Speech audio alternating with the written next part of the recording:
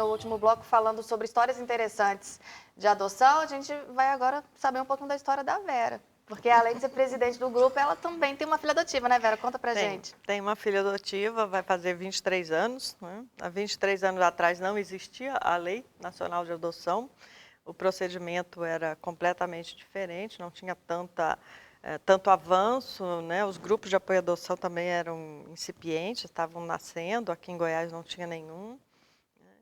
Então, eu fiz aquele processo de adoção que as pessoas sonham, né? Eu adotei um bebê com 24 horas, né? Que veio direto da maternidade, porque a mãe não queria, né? E só fez o processo de regularização, né? Depois da lei 2010, de 2010, né? De 2009, 2010, esse procedimento passou a ser ilegal, né? Não é mais permitido que nenhuma família pegue uma criança, ou bebê, ou criança maior, não importa a idade, diretamente da família biológica, da gestante, e leve simplesmente para regularizar.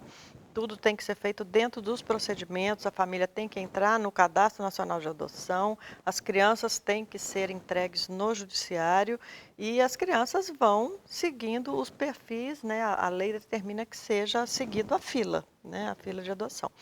Mas eu adotei um bebê, né? Fiz uma adoção interracial, né? Mas eu também já tinha feito um casamento interracial, então isso não foi um problema para mim. Não é fácil, não vou dizer que seja fácil fazer uma adoção interracial.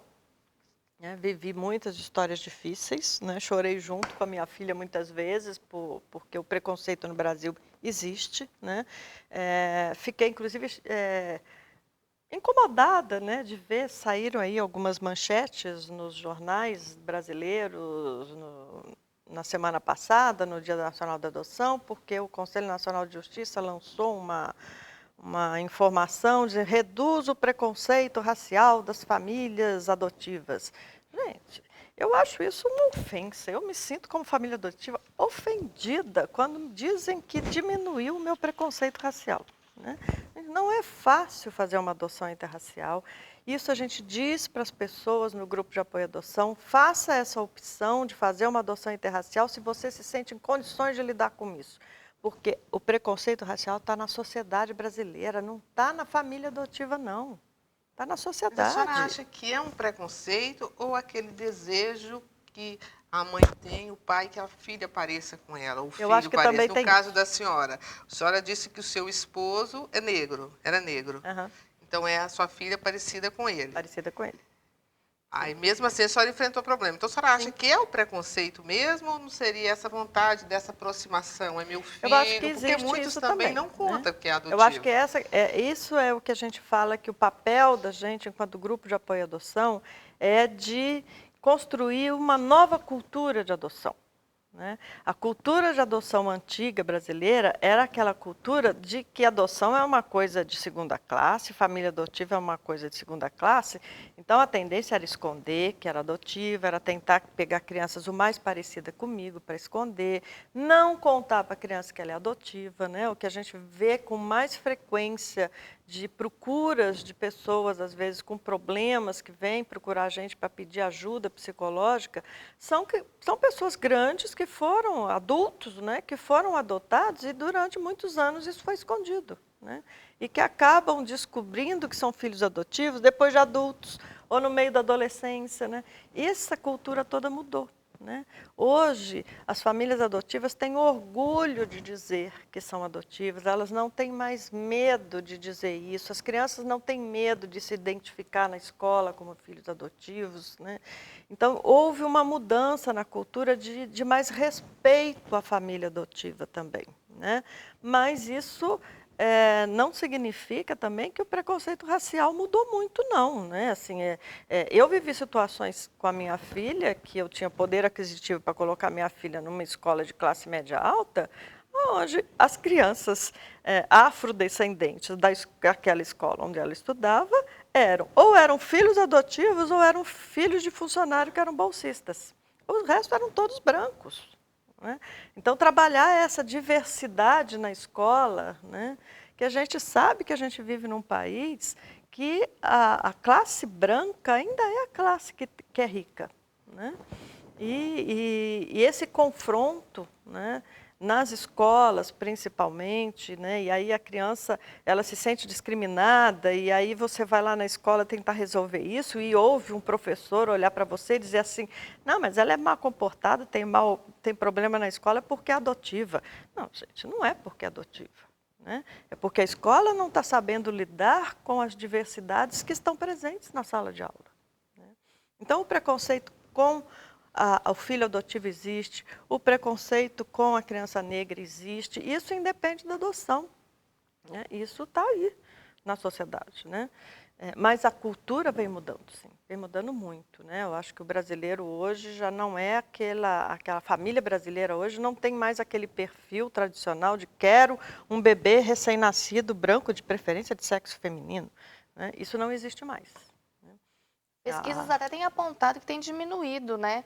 Parece que cerca de 1/3 dos pretendentes só aceita crianças brancas e, na verdade, quase 100% já se dispõe a acolher famílias negras. Realmente, os números estão comprovando essa mudança, mesmo que, digamos, lenta, ela ocorre. Sim, sim. O mais difícil ainda tem sido a questão da faixa etária, né? Embora hoje a gente já tenha, por exemplo, aqui em Goiás, a gente tem várias famílias no grupo de apoio à adoção que querem adotar crianças de 6, 7 anos de idade, né? Já tem digamos, uma pequena fila para essa faixa etária, né? Que estão aguardando aí, há 1 ano, surgir crianças de 6, 7 anos de idade. Então, isso é um reflexo de uma mudança de cultura muito importante, né? Agora, a adoção de adolescente, realmente, ela é muito mais rara, muito mais difícil. Acontece, né? Nós já acompanhamos situações, mas é difícil. Vera, queria ver com você sobre direitos dos pais. Os pais biológicos, né? A mãe, quando dá à luz, tem direito à licença maternidade, o pai agora tem direito aos 20 dias, né, para ficar com o filho. E no caso da adoção, as mães e os pais por adoção, eles podem desfrutar desse benefício também, desse direito? Sim. A legislação que foi votada há alguns anos atrás, por exemplo, eu quando adotei nem existia licença maternidade para a família adotiva, né, para a mãe adotiva, não hipótese nenhuma. Depois, quando surgiu essa prerrogativa da licença maternidade para a família, para a mãe adotiva, ela foi votada por homens na época, o STJ só tinha homens, não tinha mulheres, né? E eles fizeram uma votação clara de pessoas que não entendem o que é trazer um filho para casa. E eles determinaram que se a criança tivesse até 3 anos de idade, a licença maternidade seria de 4 meses, mas conforme vai subindo a faixa etária da criança, vai diminuindo a licença. E se ela tiver mais que 8 anos, aí não tem licença maternidade. O argumento na época era assim, mas uma criança grande já faz tudo sozinha. Gente, mas é muito mais difícil você trazer uma criança de 7, 8 anos para casa, que vem com toda uma história de vida, e você juntar 2 histórias de vida, que é a da sua família, com aquela criança que vem com uma outra história, essa criança precisa de muito mais dedicação e presença da mãe e do pai em casa do que um bebê. Eu, quando adotei minha filha com 24 horas, em 15 dias eu arrumei uma ótima babá e voltei a trabalhar, porque ela passava o dia, tomava mamadeira, dormia e eu voltava para casa de noite e cuidava dela, né? O cuidar do bebê é muito mais fácil, né? Mas houve aí um conceito de que não, a criança mais velha não precisa de cuidados. E é o inverso. Então, os grupos de apoio à adoção têm lutado muito para mudar essa legislação, até porque é uma legislação inconstitucional. Mãe é mãe. Mãe tem direitos iguais, né? Não dá para você mudar a duração da licença maternidade por faixa etária. Há 15, 20 dias atrás, o Supremo Tribunal Federal julgou um caso que chegou lá, né?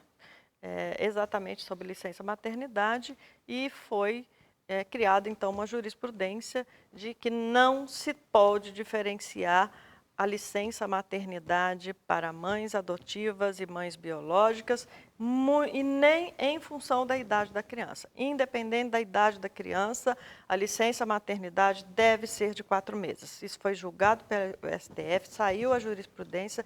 Então, agora, as famílias adotivas têm como ter esse documento jurídico, mas tem que entrar com advogado ainda, né? No caso, por exemplo, de servidores públicos, a gente recebe muita reclamação no grupo de apoio à adoção, de funcionários públicos estaduais e municipais, mas mais estaduais, que não conseguem a licença maternidade, porque o Estatuto do Servidor Público do Estado de Goiás não prevê isso, né? Então, tem que entrar com o advogado, tem que ter uma despesa para garantir esse direito. Esse direito não é da mãe, Débora, esse direito é da criança. O direito da licença maternidade, ele é para a criança. É a criança que precisa da presença da mãe. Não é para a mãe ficar em casa sem trabalhar. É para essa criança ter os cuidados necessários, né? Então, nós temos pensado, temos conversado sobre a possibilidade de tentar levar algum documento, não sei qual é o caminho, se é a Assembleia Legislativa, por onde seria o caminho, para ter uma legislação que garanta, por exemplo, para o servidor público do Estado de Goiás, para a servidora pública do Estado de Goiás, automaticamente a licença maternidade para mãe adotiva, né? Vera, Mas hoje todos têm direito. Vou te interromper de novo, porque está na hora de chamar o intervalo, mas já já a gente continua a discussão. Fique com a gente.